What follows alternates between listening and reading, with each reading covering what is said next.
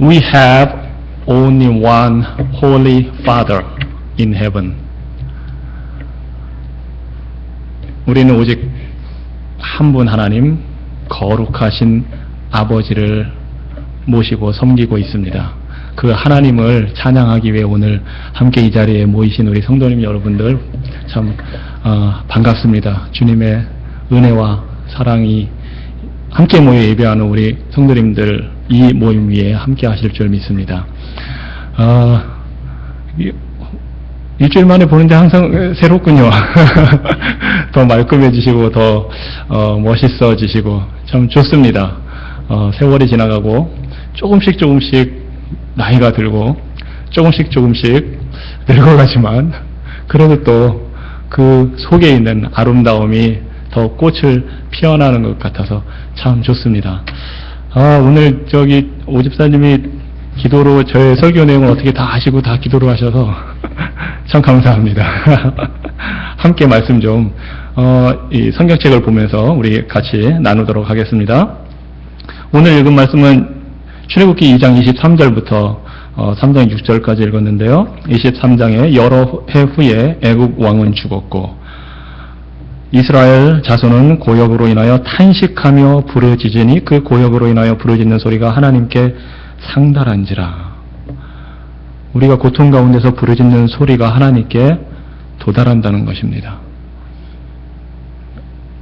아까 집사님께서 기도하실 때도 언급을 하셨는데 하나님을 믿는 하나님 백성들의 부르짖음 소리, 심지어 하나님을 모르는 사람들의 그 고통 속에서 부르짖는 소리 하나님께서 외면하지 않으십니다. 이 모든 소리가 하나님께 상달한다, 도달한다고 지금 여기서 말씀하고 있습니다. 부르짖는 소리. 우리가 어떤 형편에 있든지 어떤 환경에 있든지 무엇 때문인지 어떤 이유든지 우리의 부르짖는 소리를 하나님께서는 들으십니다. 그래서 24절에 이렇게 말씀하십니다. 하나님이 그 고통 소리를 들으시고 아브라함과 이삭과 야곱에게 세운 그 언약을 기억하사 25절 이스라엘 자손을 권념하셨더라.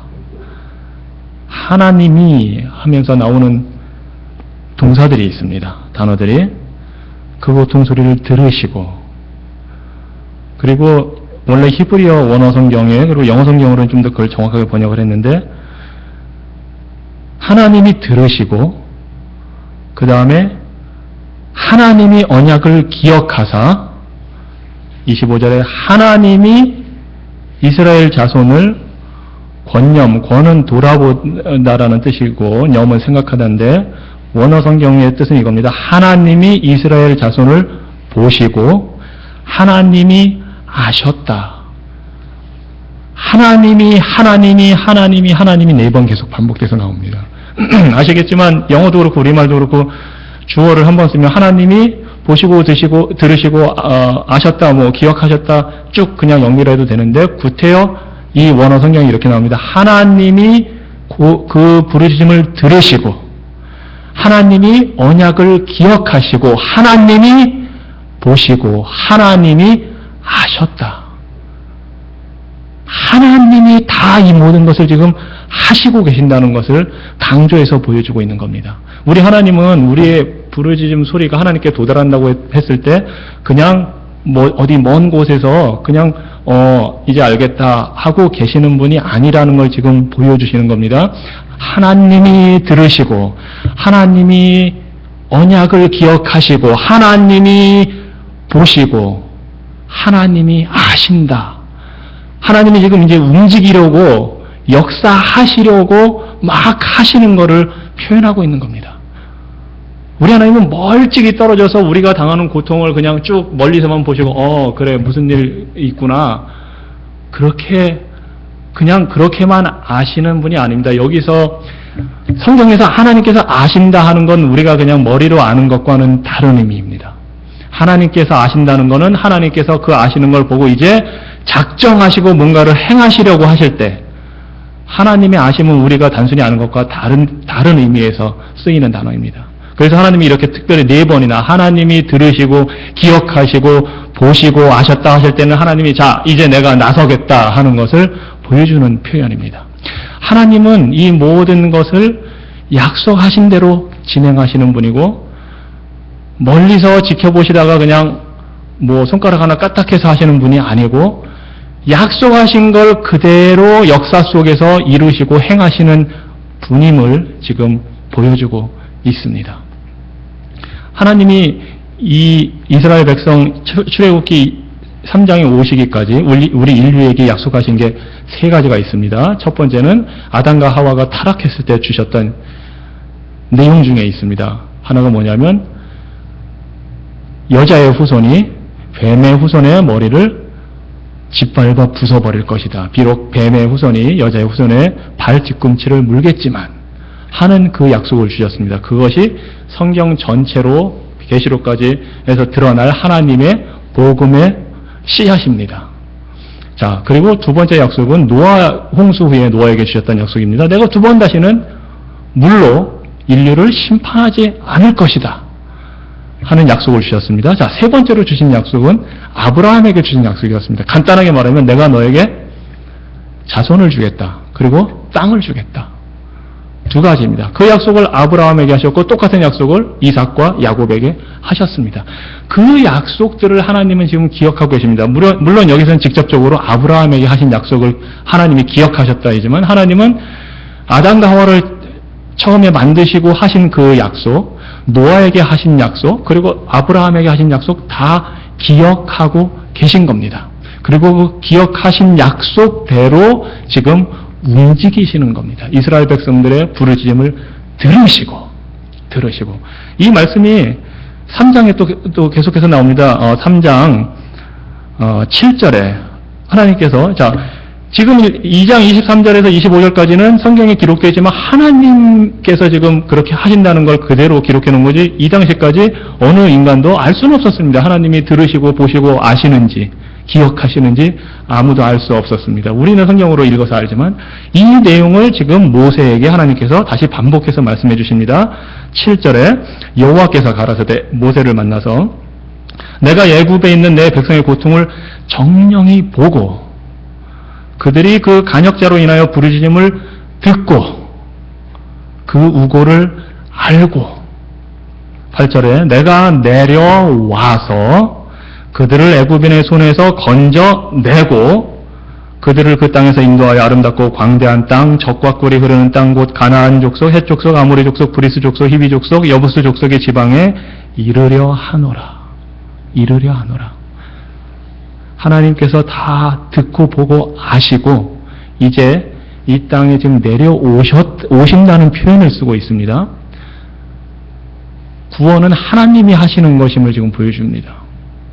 구원은 하나님이 주도해서 하나님이 역사해서 이루시는 사실임을 지금 보여주고 계십니다. 그래서 하나님이 8절에 내가 내려와서 그들을 애굽인의 손에서 건져내고 하나님이 지금 다 하신다는 일을 보여주는 단어들입니다. 그들을 이 애굽 땅에서 인도하여 내서 구원은 하나님이 하십니다.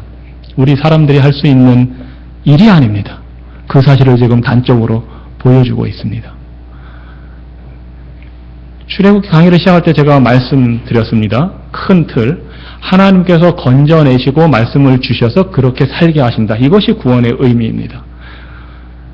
그런데 이 세상의 모든 종교는 이 하나님의 계획, 이 하나님의 구원의 역사를 거꾸로 이해합니다. 그래서 우리가 무엇인가를 해야 하나님께서 우리를 건져주시고 구원해 주신다고 생각을 합니다. 하나님의 방법은 하나님이 직접 내려와서 건져내서 인도하여 가시는 것, 이것이 하나님의 구원의 방법인데 우리 사람들은 본성적으로, 물론 타락한 본성입니다. 본성적으로, 그래서 모든 종교는 어떤 방법을 생각하냐 하면 우리가 무엇인가를 잘해서 하나님 앞에 잘 보여야 착한 일도 많이 하고 선한 일도 많이 하고 뭔가 하나님이 좋아할 만한 일들을 해야 예배를 잘 드려야 희생제물을 많이 바쳐야 그때서야 하나님이 점수를 매겨서 너는 뭐 한 70점, 80점, 90점 너는 다른 사람들보다 특별하구나 해서 구원해 주실 거라고 생각을 합니다. 즉 구원을 우리 인간의 노력으로 이룰 수 있다고 생각을 하고 접근을 합니다. 이것이 성경에서 말씀하시는 하나님의 역사와 사람들이 택하는 방법과의 차이입니다. 안타깝게도 제가 이 세상의 모든 종교라고 했을 때는 우리가 흔히 생각하는 이방 종교만을 저는 말하지 않습니다. 유대인들도 그런 식으로 생각을 했고, 그래서 부자 청년이 예수님께 와서 질문한 게 그거였습니다. 제가 무슨 선한 일을 해야 영생을 얻겠습니까? 유대인들도 그렇게 생각을 했고, 심지어 기독교인들도 그런 생각을 하는 사람들이 상당히 있습니다. 구원의 역사가 하나님께서 직접 이루시는 일을 통해서 우리가 구원받는데, 거꾸로 생각을 해서 우리가 무엇인가를 잘해야, 우리의 종교 생활이 잘 돼야 하나님이 우리를 구원해 주신다고 생각하는 경향이 있습니다. 우리가 할 수 있는 것은 내려와서 건져내시는 그 하나님의 은혜를 믿음으로 따라가는 것밖에 없습니다. 믿음으로 그 하나님의 구원의 역사를 받아들여서 따라가는 것, 그것이 우리가 할 수 있는 유일한 길입니다. 심지어 그것조차도 성령께서 역사하셔서 우리 안에서 일을 이루시기 때문에 우리가 그 반응을 보일 수 있는 거지, 인간적으로 생각하자면 그 하나님의 구원의 은혜가 주어질 때 안 받아들일, 거부할 확률이 사실은 100%입니다. 제 자신을 생각해봐도 그렇습니다. 제가 예수님 믿는 가정의 부모님 밑에서 태어나서 자연스럽게 예수님을 믿었기 때문에 너무나 당연하다고 생각했는데, 잘 생각해보면 제가 믿지 않는 상태에 있었을 때 어느 누군가가 구원의 복음의 말씀을 전해주었을 때 그 말씀을 야, 이것이 진리구나 하고 받아들일 확률보다는 어디서 그런 말도 안 되는 소리를 하느냐 하고 거부할 확률이 훨씬 크다는 사실을 제 자신을 돌이켜보니까 발견합니다.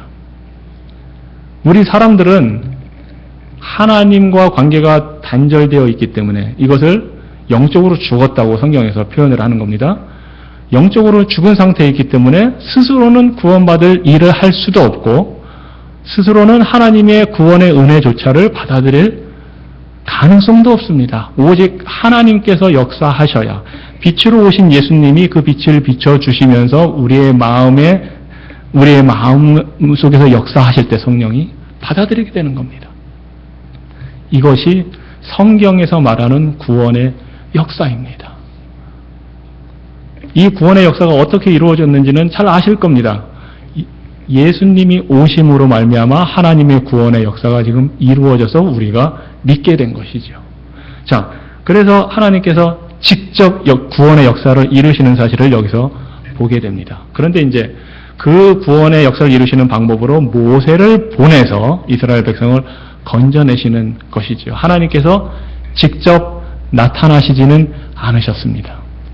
왜냐하면 하나님이 직접 나타나시면 그 앞에서 모든 인간은 죄 때문에 죽게 되고 멸망당하게 되기 때문입니다. 그래서 하나님이 우리에게 직접 드러나지 않으시고 나타나지 않으시는 것뿐입니다. 우리를 사랑하시기 때문에 살려주기 위해서 우리를 구원하시기를 작정하셨으니까 구원을 하시는데, 거룩하신 하나님이 직접 나타나시면 우리는 그 순간 죽게 되기 때문에 모세를 보내시는 겁니다. 그리고 모세를 보내셔서 이스라엘 백성을 구원하신 지 약 1500년 후에 이번에는 그 하나님이 직접 사람으로 인간을 방문하러 오시는 겁니다. 그분이 바로 예수님입니다. 그래서 이미 이 구약 출애굽 때의 구원의 역사를 이루시는 하나님의 방법이 어떻게 역사 속에 이루어지는지 1500년 후에 이루실 그 예수님을 통해 보내서 이루실 구원의 역사를 지금 보여주고 있는 겁니다. 간접적으로. 그런 하나님을 우리가 믿고 지금 따르고 있는 것입니다. 자, 이런 하나님을 어떻게 믿느냐에 대해서 우리 사람들이 보이는 반응이 크게 세 가지가 있습니다. 첫째는 무신론자들의 반응입니다. atheist. 이 사람들은 하나님이 없다고 믿습니다. 사실은 무신론자들의 이야기가 굉장히 어떤 과학적인 근거에 의해서 얘기하는 것 같지만 그들의 무신론이라는 생각, 하나님이 없다, 신이 없다 하는 생각도 그들의 믿음입니다. 보통 믿음이 아닙니다. 생각해 보십시오. 인류 역사 속에서 동서고금을 막론하고 신이 있다, 막연하지만 하나님이 있다고 믿는 사람들의 수가 훨씬 많았습니다. 그런데 그 많은 사람들의 믿음과 다르게 소수지만 하나님이 없다고 믿는 사람들이 있습니다. 저는 정말 대단한 믿음이라고 생각합니다. 로마서 1장에서 말했습니다. 사도 바울이 하나님이 계시다는 것이 자연 만물에 드러나서 알 수 있다.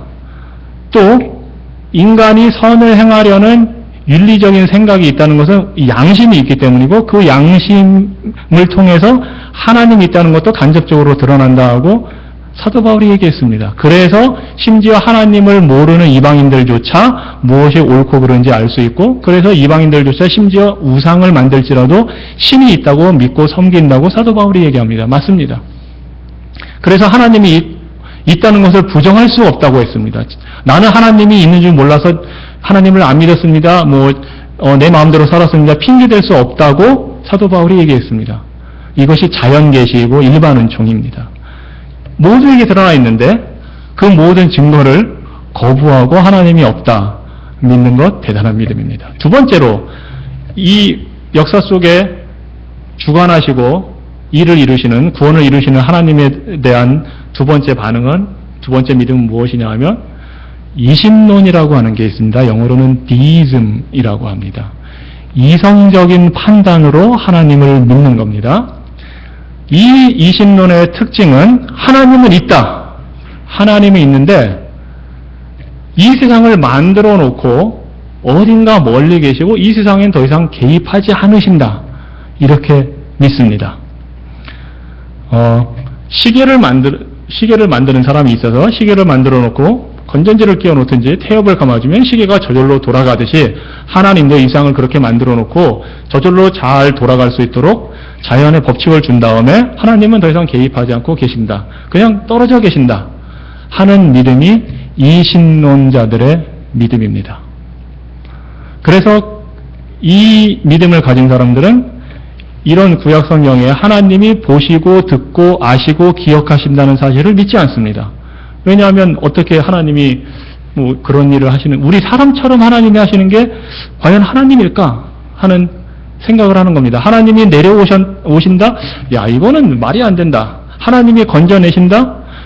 그래서 이 사람들은 기적을 믿지 않습니다. 왜냐하면 하나님이 개입을 하지 않으시기 때문에 인류의 역사에 자연 만물 속에. 그러다 보니까 예수님의 동정녀 탄생도 믿지 않습니다. 그거는 이성적으로 과학적으로 생각했을 때 불가능한 일이다. 그래서 그런 일은 일어났을 수가 없다. 단지 예전 사람들이라서 그렇게 신화적으로 믿는 것뿐이다. 자, 그러다 보니까 예수님의 부활도 믿지 않습니다. 어떻게 죽은 사람이 살아날 수 있느냐? 부활일 리가 없다. 예수님의 동정녀 탄생과 부활을 믿지 않고 기적들을 믿지 않으려면 어떻게 해야 됩니까? 이 성경 말씀을 하나님의 말씀으로 그래서 받아들일 수가 없다. 이렇게 되는 겁니다. 성경이 하나님의 영감으로 기록된 말씀이라고 우리는 믿고 있는데 이런 이신론자들은 기적도 부인하고 부활도 부인해야 되고 하니까 그렇다면 이 성경은 하나님의 영감으로 기록됐다기보다는 좋은 말도 많이 있지만 그 당시 1500년 전, 2000년 전, 2500년 전, 3000년 전 사람들의 그 사고방식 괄호치고 직접 말하진 않습니다. 이 사람들이 괄호치고 미신적인 사고방식, 비과학적인 사고방식 괄호 닫고 으로 만들어낸 성경이다 하고 생각을 합니다. 그러다 보니 이 사람들이 중요시하는 성경 구절은 예수님의 산상설교, 윤리적인 가르침입니다. 그래서 아마 들어보셨는지 모르겠는데 토머스 제퍼슨이라고 여러분 잘 아시는 미국의 초대 국부 중에 한 명이죠. 이 사람은 타머스 제퍼슨 바이블이라는 것을 자기가 편집을 해서 만들었습니다. 성경에서 기적을 나타내는 표현, 하나님의 이런 역사, 뭐 예수님의 부활 이런 거 다 빼고 산상설교라든지 교훈이 될 만한 내용들만 편집해서 모아서 이것이 기독교의 정수다 하고 생각을 했습니다. 그리고 그렇게 믿는 사람들이 그 당시에 좀 있었습니다. 유럽에서부터 건너온 사조인데 그런 사람들을 이신론자, 디이즘이라고 합니다. 우리가 믿는 하나님과는 우리가 가지고 있는 성경에 대한 지식과는 다릅니다. 하지만 제퍼슨이 있었을 시대에는 그런 사람들이 적었지만 요즘 세상에는 그런 생각을 가진 사람들이 굉장히 많습니다. 심지어 교회 다니는 사람들 중에도 그렇게 하나님을 이해하고 믿고 있는 사람들이 있습니다. 그래서 그런 사람들은 성경을 어떻게 보냐 하면 아까 말씀드렸지만 편집합니다. 그래서 어떤 기적과 관련된 거 하나님의 이런 표현들 다 잘라내고 그냥 중요한 것 하나님은 사랑이다. 그 다음에 예수님이 가르치신 그 산상수훈 설교 내용 원수를 사랑하라든지 그런 좋은 내용만 윤리적인 내용만 편집해서 이것이 기독교다라고 가르칩니다. 그래서 그런 얘기가 있습니다. 심지어는 이제 신학교에서도 요즘 사조가 그렇게 돼가지고 신학교의 교수들도 이제 이게 자유주의 진영이 그런데 제가 자유주의라고 말할 때는 신학적인 자유주의를 말하는 겁니다. 정치적이거나 경제적인 의미에서가 아니고 신학적으로 자유주의 사람들이 이런 디이즘적 가치관을 갖고 있습니다. 그래서 부활도 믿지 않고 예수님을 그 사람들이 어떻게 생각하냐 하면 주로 최고의 모델이 되는 선생, 티처. 당시 유대인들이 가졌던 생각입니다. 랍비라고 했을 때. 예수님을 하나님의 아들, 하나님으로 생각하는 게 아니고 우리가 따라야 할 위대한 인물, 부처라든가 공자라든가 소크라테스와 같은 위대한 인물, 그렇지만 기독교에서 매우 중요한 인물로 믿고 그렇게 생각을 합니다. 안타까운 현상입니다. 제가 사목위원회에 있으면서 신학교를 졸업하고 목회자 되려는 미국 지금 여기에서 사람들 인터뷰할 때 그 인터뷰하는 질문 중에 하나가 있습니다. 당신은 예수님을 누구라고 믿습니까?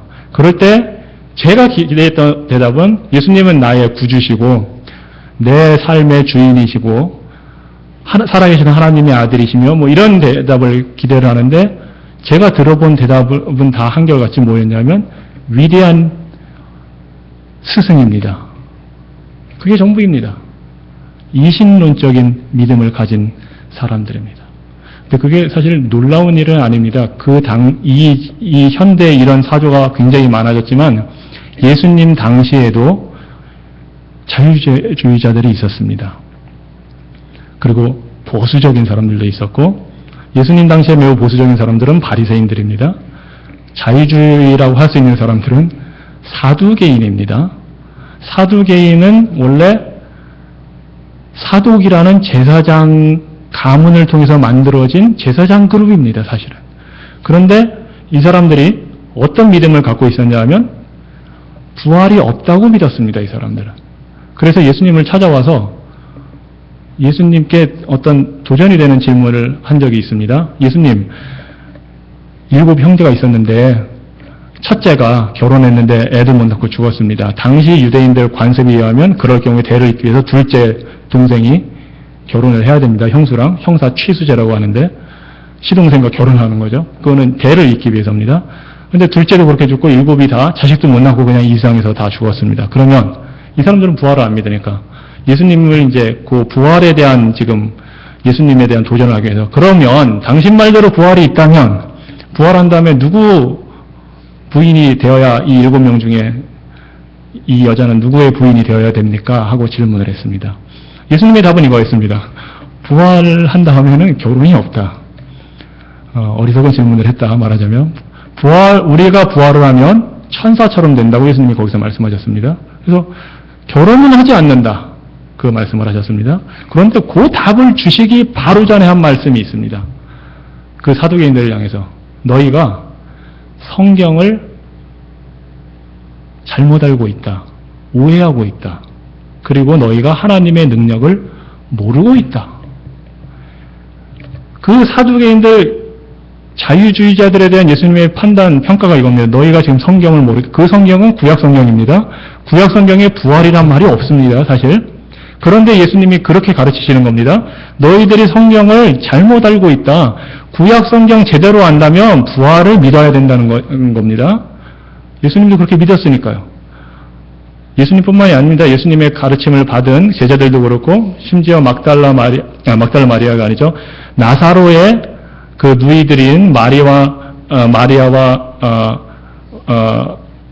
마르다, 예, 감사합니다. 마르다가 나사로가 죽었을 때 예수님께 찾아왔을 때 예수님이 살아날 거 믿느냐 그랬더니 믿는다고 했습니다. 그런데 이제 마지막 날에 부활할 것을. 그러니까 분명히 부활을 믿은 사람들도 있었는데 이 제사장 그룹 가문, 제사장들입니다, 이 사람들. 이 사람들은 부활을 안 믿은 겁니다. 그래서 예수님이 착각하고 있다. 너희들이 오해하고 있다, 성경을. 그리고 죽은 사람을 살려내는 하나님의 능력을 지금 너희들이 모르고 있다. 똑같은 일이 오늘날에도 사실 벌어지고 있는 겁니다. 자, 제가 이 이신론에 대한 좀 이야기를 많이 한 건 우리 자녀 세대 때문에 좀 그렇기도 합니다. 왜냐하면 학교에서 배울 때, 대학 가서 배우고 그럴 때 이런 얘기 굉장히 많이 들을 겁니다. 심지어 신학교에서도 그렇게 가르치는 신학교들이 있습니다. 그래서 농담삼아 이런 말이 있습니다. 신학교가 영어로 세미너리인데, theological seminary. 요즘에 어떤 신학교들은 theological seminary가 아니고 신학을 가르치는 학교가 아니고 theological cemetery다. 무덤이 됐다는 겁니다. 신학계 무덤. 그게 현실입니다. 제사장들이 자유주의자가 됐고 지금은 신학교에서 교수들이 자유주의자가 있습니다. 그래서 자녀 세대가 우리 자녀 이게 30-40년 전만 해도 자유주의는 일부의 일이라고 많이 생각을 했겠지만 이제는 그런 게 아니라서 신학교를 나왔다고 신학교 교수라고 다 말씀대로 믿느냐? 아니라는 겁니다.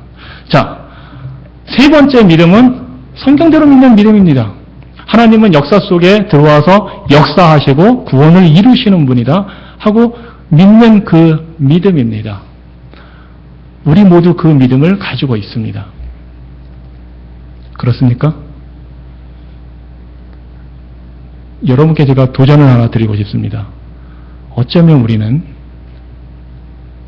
가끔은, 아니 때로는 자주 이신론자들처럼, 디이스트처럼 믿을 때가 있습니다. 성경 그대로 우리가 믿는다고 고백은 하지만 우리의 믿음이 이 말씀대로 하나님이 역사하신다는 거기까지 못 나가고 우리가 취사선택을 할 때가 있습니다.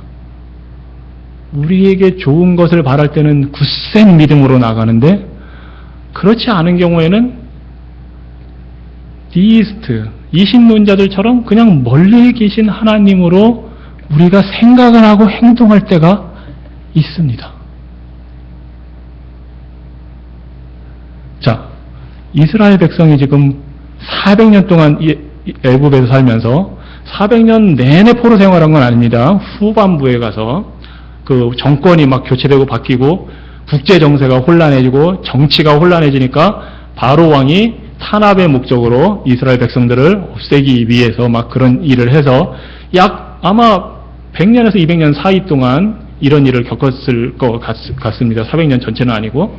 그런데 그동안에 이스라엘 백성이 힘들게 노예 생활하면서 하나님께 부르짖는데 왜 하나님이 구해주지 않을까 하고 지금 안타까움에 신음하면서 부르짖고 있습니다.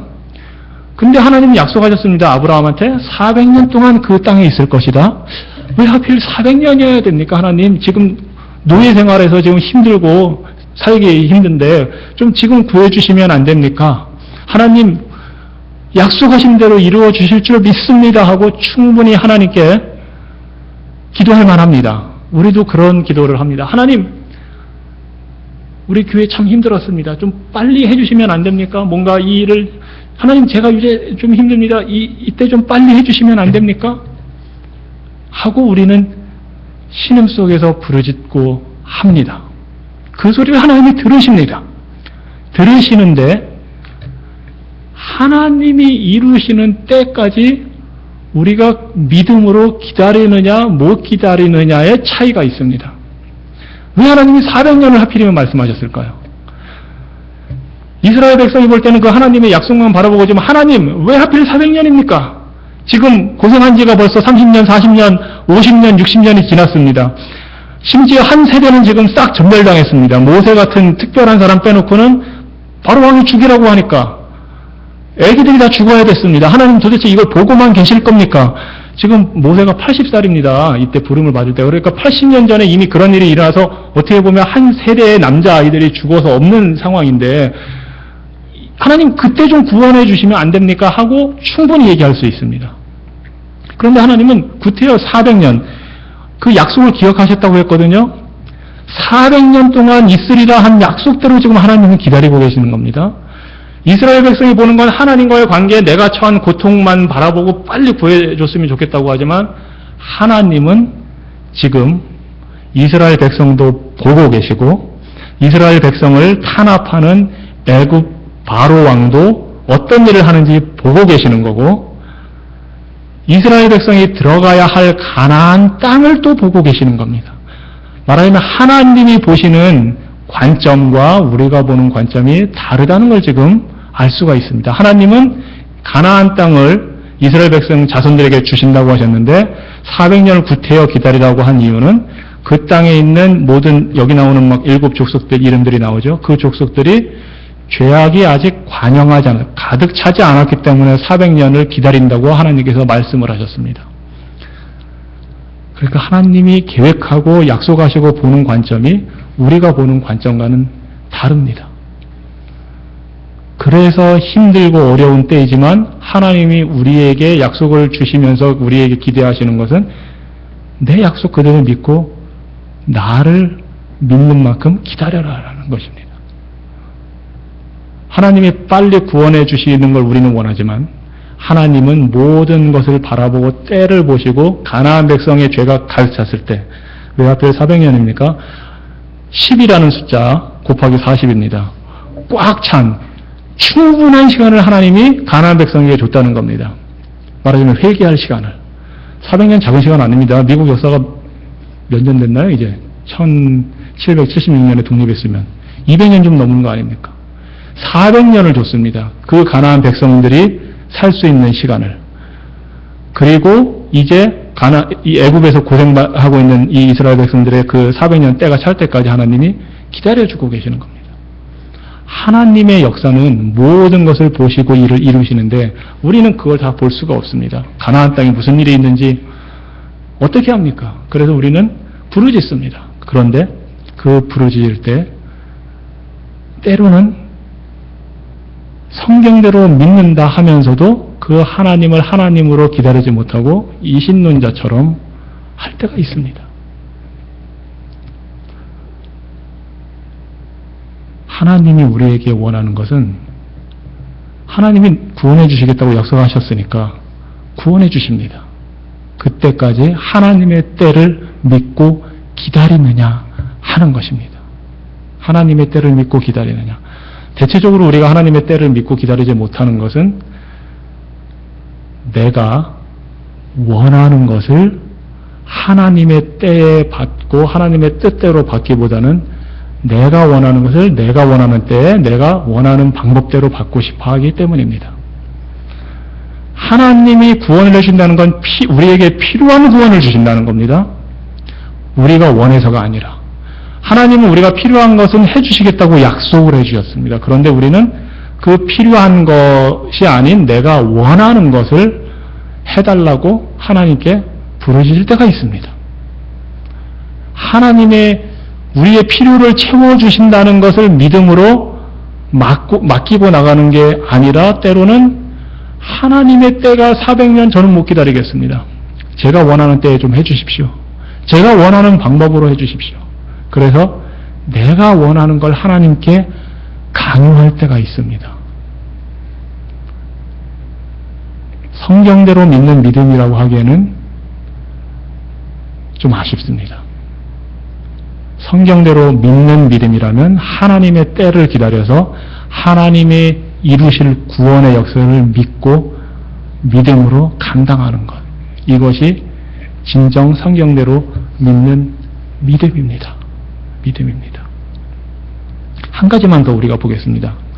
바로 하나님이 모세를 만나시는 장면입니다. 5절에 하나님이 3장 5절입니다. 가라사대 이리로 가까이 하지 말라. 지금 그 떨기나무, 불타는 떨기나무 사이에서 말씀하시는 겁니다. 너의 선 곳은 거룩한 땅이니 내 발에서 신을 벗으라. 또 이르시되 나는 내 조상의 하나님이니 아브라함의 하나님, 이삭의 하나님, 야곱의 하나님이니라. 모세가 하나님 배웠기를 두려워하여 얼굴을 가리우매. 하나님은 거룩하신 분입니다. 그런데 이 땅이, 이 산이, 이 나무가 특별해서 지금 하나님이 신발을 벗으라고 한 것이 아닙니다. 어느 장소가 특별하기 때문에 그곳이 막 거룩해서 지금 신발을 벗으라는 게 아닙니다. 하나님이 거룩하시기 때문에 하나님이 계신 곳이 거룩해지는 겁니다. 우리는 거룩한 사람들입니다. 왜냐하면 거룩하신 하나님이, 성령 하나님이 우리 안에 계시기 때문입니다. 이 교회가 거룩한 장소가 되는 이유는 이 건물이 특별해서가 아닙니다. 이 땅의 터가 특별해서가 아닙니다. 하나님이 임재하시면 그곳이 거룩해지는데, 성령 하나님을 마음에 모신 우리가 모여있기 때문에 지금 이 장소가 거룩한 곳이 되는 겁니다. 그리고 그 거룩하신 하나님 앞에서 우리가 보여야 할 반응은 신발을 벗는 겁니다. 신발을 벗는다는 건 경외와 겸손의 표시입니다. 하나님을 두려워한다는 표시, 그리고 그 앞에서 거룩하신 하나님 앞에서 내가 겸손해진다는 표시로 신발을 벗는 겁니다. 하나님을 두려워하고 경외함으로 무엇인가를 제거하는 것입니다. 가장 더러운 부분을 제거하는 것. 우리는 지금 거룩한 사람들로 하나님 앞에 모였습니다. 우리가 거룩해서가 아닙니다. 우리의 믿음의 대상이신 예수님께서 우리 위에 십자가에서 흘리신 피로 우리의 죄를 대신 가져가시고 하나님의 의를 우리에게 부어 주셨기 때문에, 그리고 그 역사를 우리가 믿음으로 받아들일 때 성령께서 우리 안에 거하시기 때문에 우리가 거룩해진 겁니다. 우리가 특별해서가 아닙니다. 하나님이 우리 안에 임재하시기로 작정하셨기 때문에 우리가 거룩해지는 겁니다. 그 거룩하신 하나님이 임재하신 이곳에서 우리가 벗어야 할 신발이 있습니다. 가장 더러운 부분, 그것을 하나님을 경외하기 때문에 겸손의 표시로 제거해야 됩니다. 무엇이 있습니까? 사람마다 다 다를 수 있습니다. 여러분들이 하나님 앞에 섰을 때 모세처럼 하나님께서 이곳은 거룩한 곳이다. 신발을 벗어라. 너의 가장 더러운 부분을 제거해라. 말씀하실 때 여러분이 벗어버려야 할 부분은 무엇입니까? 교회 공동체로서 거룩하게 하나님 앞에 모여 예배하고 하나님께서 임재하신 이 순간에 하나님께서 우리 한신교회 공동체를 향해서 가장 지저분한 부분, 더러운 부분을 제거해라 말씀하신다면 어느 부분이 있습니까? 모세처럼 하나님을 두려워하여 신발을 벗어야 됩니다. 제가 무엇인지는 하나님이 아시고 여러분이 각자 본인을 성찰해 보시고 생각해 보시기 바랍니다. 한 가지 예를 제가 신발을 벗어야 할 예로 들겠습니다. 그것은 뭐 여러분만 해당되는 게 아니고 저를 포함해서 제가 경험해 본 많은 교회를 경험해 보면서 발견한 한 가지 제거해야 할 신발이 있습니다. 그것이 뭐냐 하면 가십입니다. 제가 가십 그러면 미국 사람들이 잘 못 알아듣습니다. 영어 발음이 한국말로 가십이지 이게. 그래서 회야 알아듣죠? 가십. 한국에서는 영어 그대로 표현하는 겁니다. 가십이라고. 뒷담화라고 합니다. 뒷담화를 좀 발음을 세게 하면 뒷담화가 돼버려요. 그 영어 발음 관련해서 저도 재밌는 에피소드가 많은데 이건 제가 겪은 건 아니고 한국에서 충청도 지역에 어느 아파트에 이제 어느 아주머니가 엘리베이터를 타려고 기다리고 있는데 어떤 뭐 잘생긴 외국 청년이 하나가 있더랍니다. 젊은 청년이. 그래서 약간 이제 긴장해서 있는데 엘리베이터에 딱 도착하니까 그 청년이 이 아주머니에게 이렇게 먼저 타시라고 하면서 타유 그러는 겁니다. 그래가지고 어떻게 외국 청년이 한국의 문화를 잘 익혀서 이렇게 어른 먼저 타라고 하고 그것도 근데 또 충청도 사투리로 타유 이렇게 말을 너무나 잘한다고. 알고 보니까 그 타유가 영어로는 after you 먼저 가라고 after you. 근데 이제 한국에서 들을 때는 타유로 들리는 겁니다. 하필 거기가 충청도라서 타유가 된 거죠.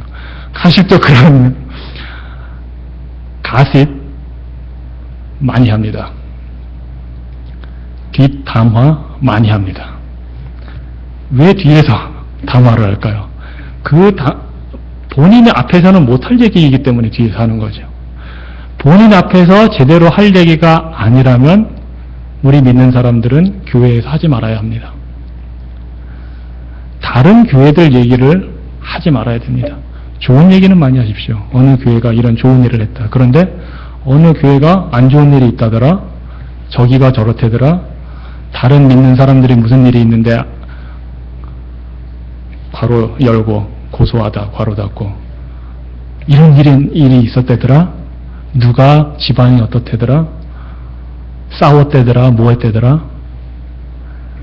그 당사자를 사랑해서 권면해주고자 해서 그 사람 앞에서 할 수 있는 얘기라면 그 사람과 해야지, 그 사람이 없는 데서 뒤에서 다른 사람들과 얘기하는 것 조심해야 됩니다. 왜냐하면 특히 신약성경에서 우리가 말을 조심해야 된다고 여러 곳에서 가르치고 있습니다. 왜냐하면 그 말이 우리 속에 있는 것을 드러내기 때문입니다. 우리는 거룩한 사람들로 하나님 앞에 서 있는데, 하나님의 임재하신 거룩한 곳에 서 있는데 속에서 악한 것들을 지금 얘기를 겉으로 쏟아내는 겁니다. 하나님이 싫어하시는 일입니다. 저 역시 여기서 자유롭지 못합니다. 사실 하다 보면 뒷담화가 재밌습니다. 그런데 우리는 그 신발을 벗어야 됩니다.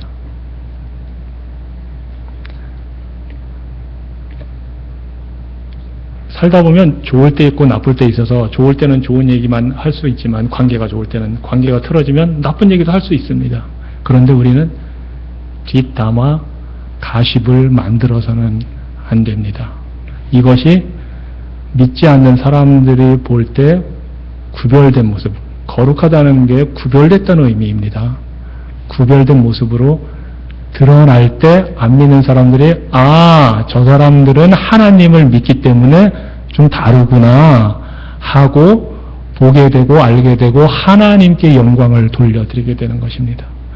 우리 하나님은 영광 받기에 충분하신 분입니다. 이스라엘 백성들을 내려와서 건져내셨을 뿐만 아니라 직접 이 땅에 내려와서 우리를 죄와 사망에서 건져내신 분입니다. 당연히 영광 받기에 마땅하신, 합당하신 분입니다. 그 하나님께 영광 돌려드리는 방법이 예배하고 경배하고 찬양하는 것도 있지만 우리의 삶을 통해서 거룩하신 분 앞에 서 있는 그 삶의 모습을 통해서 하나님의 영광을 드러내는 것, 이것이 우리가 교회 공동체가 해야 될 일입니다.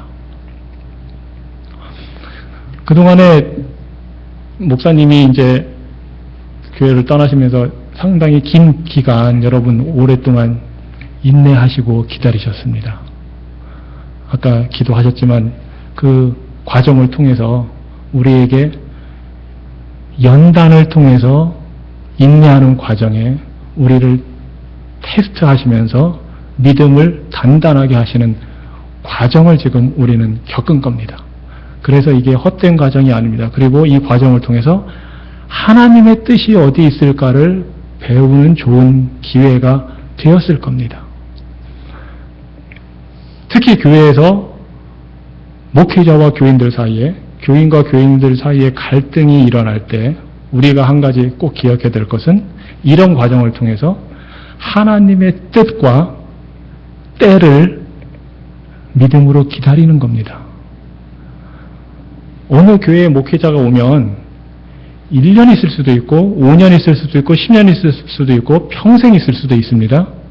그런데 교인들이 하나님의 뜻과 때를 구하고 목회자가 하나님의 뜻과 때를 구하면 1년 있든 5년 있든 10년 있든 문제가 되지 않겠지만 내 뜻, 내 때를 내세우면 아무리 오랜 기간이 있건 아무리 짧은 기간이 있건 문제가 될 겁니다. 그래서 이 연단의 기간을 통해서 우리가 배울 것이 있다면 교회는 교회대로, 성도들은 성도들대로, 목회자는 목회자대로 하나님의 뜻과 때를 구하는 것입니다. 이것이 거룩하신 하나님, 구원하시는 역사를 이루시는 하나님을 믿는 백성들이 취해야 할 순종의 모습입니다. 그럴 때에 고통 가운데서 부르짖고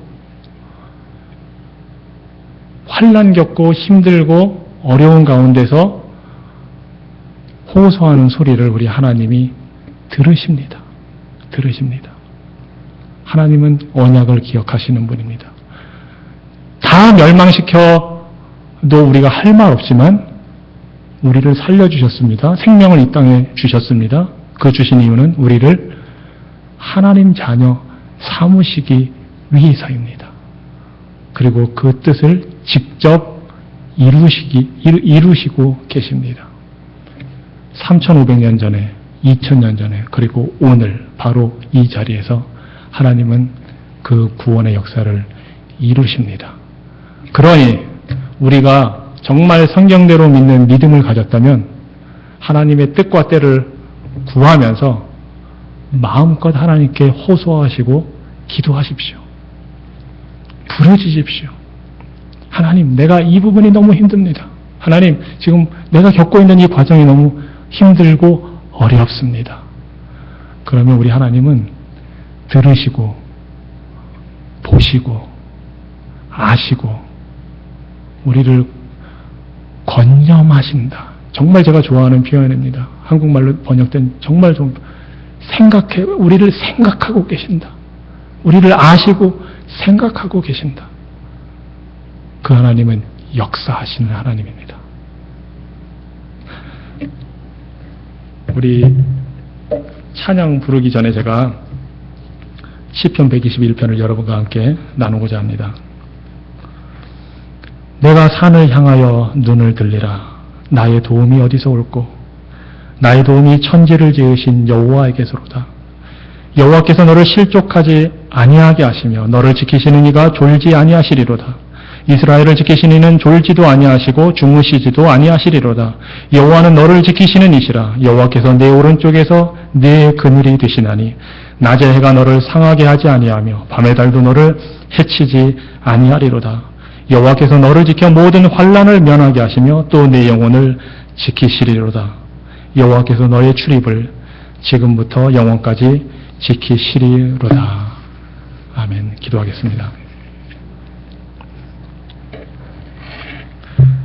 우리의 도움이 되시고 구원이 되시고 우리 삶의 주관자 되신 하나님,